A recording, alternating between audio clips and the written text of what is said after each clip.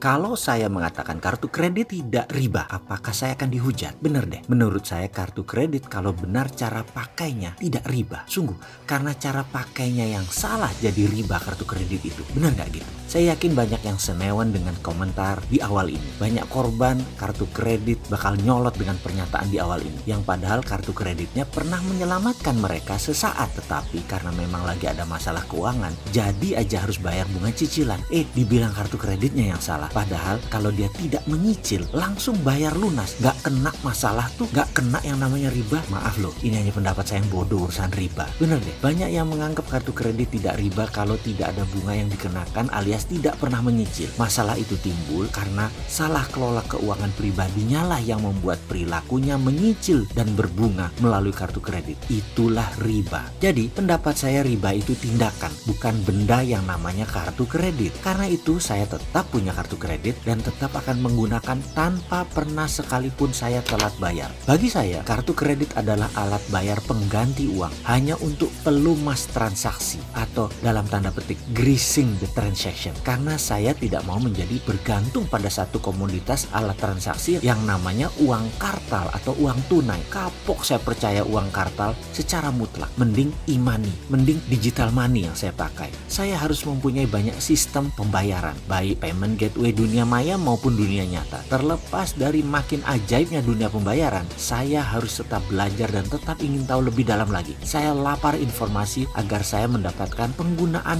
non-cash kartu ini tidak diriba-ribain terus. Salah satunya ketika saya berkesempatan datang ke sebuah museum di Swedia 2 tahun yang lalu. Sebenarnya malu sih saya menceritakan hal ini. Saya ini punya idola. Mungkin karena berselera Nora atau mungkin katro kali ya. Bayangkan, saya ini mengidolakan grup musik yang namanya ABBA, grup musik asal Swedia. Lagu-lagu mereka, Chiquitita, Fernando, Take a Chance on Me, I Do, I Had a Dream, sering menjadi gumaman saya dalam bersenandung. Norak kan ya, zaman begini masih nyanyi lagu ABBA. Kemana aja lu, Sontoloyo? Karena yang namanya ngefans, ya bertandanglah saya menyempatkan ke Swedia, ke museum ABBA yang baru diluncurkan tahun 2013 atau 2014 kalau tidak salah, saya lupa. Sebagai number one fans, tentunya antusias banget melihat 4 orang bersuara emas membuat memorabilia museum perjalanan musik mereka. Berhubung ngefans berat, maka ketika ada cerita tentang personil ABBA, hal ini sangat menarik perhatian saya. Apa itu? Salah satu personil mereka, Björn Ulvaeus, ternyata membuat sejarah kedua.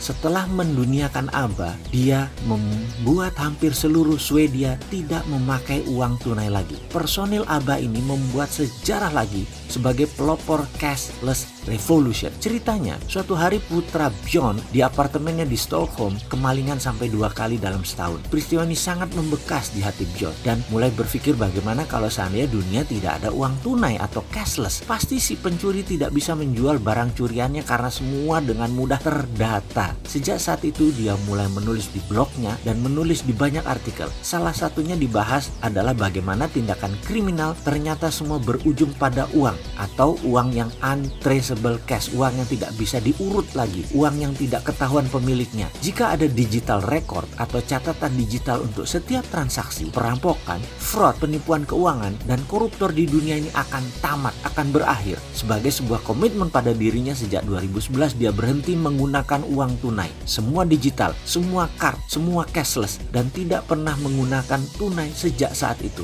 Bahkan di museum ABBA ini tidak terima pembayaran tunai. Dia meletakkan pesan di pintu masuk. Saya menantang semua orang untuk stop menggunakan uang tunai. Saat ini dunia menderita karena tindakan kriminal, mulai dari narkoba hingga pencurian sepeda. Karena tindakan kriminal memerlukan uang tunai. Mata uang krona Swedia adalah mata uang kecil pengaruhnya di dunia ini. Sebaiknya dijadikan contoh sebagai the first cashless society. Tertanda John. Luar biasa hal ini direspon dengan baik di Swedia. Semua menukar tunai dengan digital dan dengan kartu. Di puncaknya, Bank Swedia atau Swedish Bank menciptakan aplikasi cashless app yang bernama Swish. Per saat ini, Swedia revolusi cashlessnya hampir lengkap. Dari data statistik uang tunai dan koin, hanya menggunakan 2% dari setiap transaksi di perekonomian Swedia. Hanya 20% transaksi di pasar Swedia yang menggunakan uang tunai. Sementara dibandingkan seluruh dunia, 70 75% masih menggunakan uang tunai. Apa yang terjadi selanjutnya? Angka kriminal perampokan turun hingga 70% di Swedia. Bahkan pembobol bank hanya terjadi satu kali, yaitu di tahun 2015 di seluruh Swedia. Ada sebuah anomali menarik di Swedia. Swedia adalah negara pertama di dunia mencetak uang di tahun 1661 dan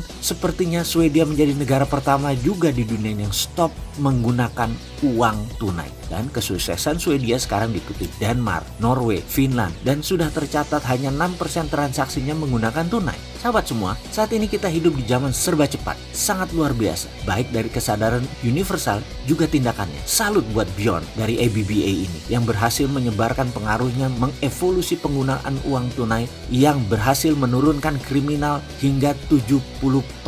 Ingat lagu dia yang diciptakan tahun 70-an, dia mengumandangkan lagu Money Money Money. Lalu Bjorn mengubah lagi versi 2. Kalau Bjorn bisa merubah dunia, sesungguhnya para sahabat juga bisa. Ditunggu kontribusinya untuk tidak menggunakan tunai. Jangan tempe seperti si Sontoloyo ini.